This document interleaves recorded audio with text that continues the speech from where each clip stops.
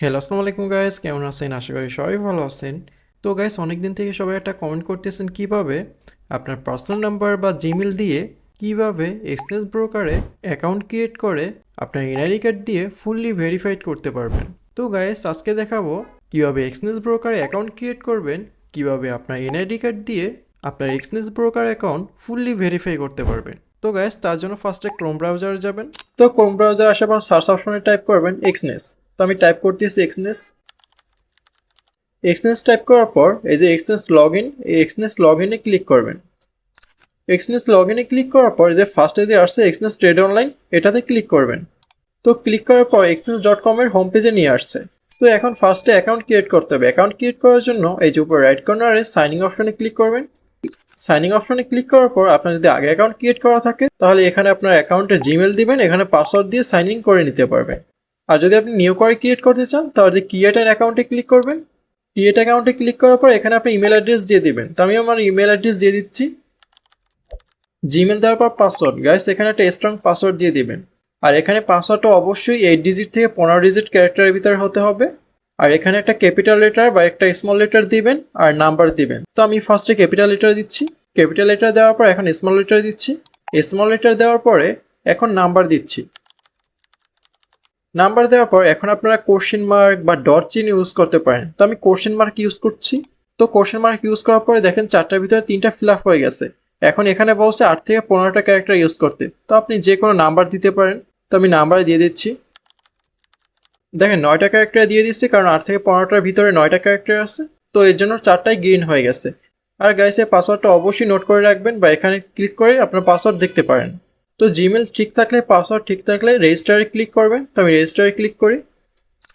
রেজিস্টারে ক্লিক করার পর আপনি যে জিমেল দিয়েছেন ওই জিমেলে 6 ডিজিটের একটা ওটিপি কোড যাবে, ওই ওটিপি কোডটা দিয়ে দিবেন। তো আমি আমার ওটিপি কোড দিয়ে দিচ্ছি। ওটিপি কোড সাবমিট করার পরে এই পেজে অটোমেটিক নিয়ে আসবে। তো এই পেজে আসার পরে এখানে আপনার ফোন নাম্বার দিয়ে দিবেন। তো আমি আমার ফোন নাম্বার দিয়ে দিতেছি। আর গ্যাস, ফোন নাম্বার দেওয়ার আগে এখানে অবশ্যই +8 দিয়ে শুরু করবেন। তো আমি +8 দিয়ে আমার ফোন নাম্বার দিয়ে দিতেছি। তো গাইস, এখানে অনেকেই প্রবলেম হতে পারে। তো ফার্স্টে এর জন্য এখানে ফার্স্টে 88 দিবেন। 88 দেওয়ার পরে আপনাদের নাম্বার, পুরো নাম্বারটা দিয়ে দিবেন। তো নাম্বার দেওয়ার পর সেন্ড মি এ কোডে ক্লিক করবেন, কারণ আপনার এই নাম্বারে একটা ওটিপি কোড যাবে, ওই ওটিপি কোডটা এখানে সাবমিট করতে হবে। তো নাম্বার দেওয়ার পর সেন্ড মি এ কোডে ক্লিক করবেন। তো আমি ক্লিক করতেছি। সেন্ড মি এ কোডে ক্লিক করার পর এখানে আপনার ওটিপি কোডটা দিয়ে দেবেন। তো আমি আমার ওটিপি কোডটা দিয়ে দিতেছি। ওটিপি কোড দেওয়ার পরে অটোমেটিক আপনার এক্সনেস টার্মিনালে নিয়ে তো এক্সনেস টার্মিনালে আসার পর উপরে রাইট কর্নারে 3 ডট অপশনে ক্লিক করবেন। 3 ডট অপশনে ক্লিক করার পর পার্সোনাল এরিয়াতে ক্লিক করবেন। পার্সোনাল এরিয়াতে ক্লিক করার পর এক্সেস ব্রোকারে ড্যাশবোর্ডে চলে আসছে। তো এখন স্ক্রল করবেন। স্ক্রল করার পরে এই যে প্রোফাইল অপশন, প্রোফাইল অপশনে ক্লিক করবেন। প্রোফাইল অপশনে ক্লিক করার পর উপরে রাইট কর্নারে কমপ্লিট প্রোফাইল, কমপ্লিট প্রোফাইলে ক্লিক করবেন। কমপ্লিট প্রোফাইলে ক্লিক করার পর গেট স্টার্ট নাওতে ক্লিক করবেন। গেট স্টার্ট নাওতে ক্লিক করার পর আপনি যে জিমেল দিয়ে অ্যাকাউন্ট ক্রিয়েট করছিলেন ওই জিমেলে 6 ডিজিটের একটা ওটিপি কোড যাবে, ওই ওটিপি কোডটা এখানে বসায় দিবেন। তো আমি আমার ওটিপি কোড বসায় দিতেছি, আপনি আপনাদের ওটিপি কোড বসায় দিবেন। ওটিপি কোড বসানোর পর জিমেল ভেরিফাইড কমপ্লিট হয়ে গেছে। তো এখন আবার কমপ্লিট নাওতে ক্লিক করবেন। কমপ্লিট নাওতে ক্লিক করার পর এখানে ফার্স্টে আপনার নেম দিবেন। যে নেম আপনার এনআইডি কার্ডে দেওয়া আছে সেম নেম এখানে দিয়ে দিবেন। তো আমি আমার নেম দিয়ে দিতেছি। আর এখানে লাস্ট নেম দিবেন, মানে আপনার এনআইডি কার্ডে যে সেকেন্ড নেম আছে ওই সেকেন্ড নেম এখানে দিয়ে দেবেন। আর এখানে দিয়ে দিবেন বার্থডে ডেট, আপনার এনআইডি কার্ডে যে বার্থডে ডেট আছে ওই বার্থডে ডেট এখানে দিয়ে দেবেন। আর এখানে দিয়ে দিবেন এনআইডি কার্ডের বার্থডে মান্থ। আর এখানে দিয়ে দিবেন আপনার এনআইডি কার্ডের বার্থডে ইয়ার। আর গাইস, এখানে কান্ট্রি, আপনার যে কান্ট্রি এনআইডি কার্ড ওই কান্ট্রি এখান থেকে সিলেক্ট করে দেবেন। কান্ট্রি দেওয়ার পর ওই এনআইডি কার্ড অনুযায়ী আপনি এখান থেকে মেল বা ফিমেল চুজ করে দেবেন। জেন্ডার সিলেক্ট করার পর গাইস, এখানে আপনার এনআইডি কার্ডের যে অ্যাড্রেসটা আছে ওই ফুল অ্যাড্রেসটা এখানে দিয়ে দেবেন। আর গাইস, অ্যাড্রেস যেন ভুল না হয়, অ্যাড্রেস যদি ভুল হয় তাহলে কিন্তু ফুললি ভেরিফাইড হবে না। তো আপনার এনআইডি কার্ডের যে অ্যাড্রেস আছে সেম অ্যাড্রেস এখানে দিয়ে দেবেন। তো আমি আমার অ্যাড্রেস দিয়ে দিতেছি। অ্যাড্রেস দেওয়ার পর কন্টিনিউতে ক্লিক করবেন। কন্টিনিউতে ক্লিক করার পর গাইস, এগুলো দিলেও হয় না দিলেও হয়, জাস্ট আমি দিতেছি এটা ইনভেস্টমেন্ট। কন্টিনিউতে ক্লিক করবেন। এখানে দিয়ে দিচ্ছি এমপ্লয়মেন্ট ফুল টাইম, পরে কন্টিনিউতে ক্লিক করবেন। আর এখানে দিয়ে দিচ্ছি এডুকেশন, পরে কন্টিনিউতে ক্লিক করবেন। তারপর দিয়ে দিচ্ছি সেভিংস, সেভিংস দেওয়ার পর কন্টিনিউতে ক্লিক করবেন। তারপর আপনার নেট ইনকাম দিয়ে কন্টিনিউতে ক্লিক করবেন। গাইস এগুলো অপশনাল, এগুলো আপনার মনের মতো করে দিতে পারেন। এখানে কোনো যদি ভুল ত্রুটি হয় তাহলে কোনো সমস্যা নেই। তো আমি আমার মন মতো করে সব কিছু দিয়ে দিচ্ছি। আপনি চাইলে আমি ভিডিওতে যেগুলো দেখাচ্ছি এগুলো সেমভাবে সিলেক্ট করে কন্টিনিউতে ক্লিক করে তারপর নেক্সট ধাপে যেতে পারেন। আর যদি আপনি চান যে না আপনি আপনার মনের মতো দিবেন তাহলে আপনার মনের মতো করে এগুলো সিলেক্ট করে দিতে পারেন, কারণ এখানে কোনোটা উল্টাপাল্টা হলে কোনো সমস্যা নেই, ভেরিফাইড হইতে কোনো প্রবলেম হবে না। তো এই জন্য আপনার মনের মতো করে এখানে দিতে পারেন, বা আমি যেভাবে ভিডিওতে দেখাচ্ছি এভাবে আপনি চাইলে দিতে পারেন। গাইস এই অপশনটা ইম্পর্টেন্ট।